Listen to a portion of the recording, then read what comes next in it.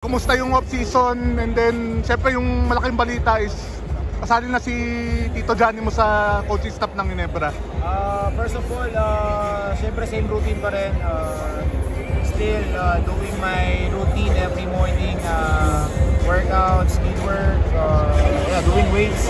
And then sa hapon naman, swimming. So just doing my thing lang. And then sa second question mo, syempre sobrang happy ako with my tito joining here sa Ginebra, and hopefully magkaroon ng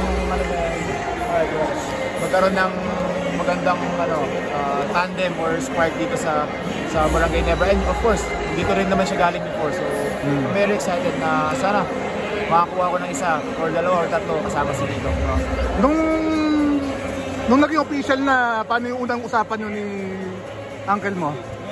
Actually, gino-joke ko lang si Tito dati na sana magpunta siya sa amin, sana may way na magpunta ka sa Ginebra. And then that time nasa Taiwan ako nasa vacation ako.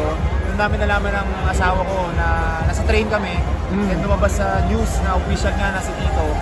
As in, hindi ko maano yung emosyon ko talagang grabe. So sobrang thankful lang dahil kasama kami ni Tito dito sa Ginebra.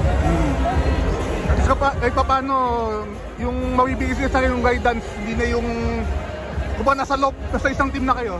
Ano na? Kung baka yung guidance na mabibigay na sa'yo, kumbaga direct na. Ano lang to kumbaga parang mas madali dahil parang nasa isang bahay ka lang, nasa loob ng isang bahay. So madali kang sasabihan, madali kang ma-advisean. So yun lang, parang excited ako na mas makita ko yung sarili ko, mabigay ko yung best ko kasama si Tito sa Ginebra. So yeah.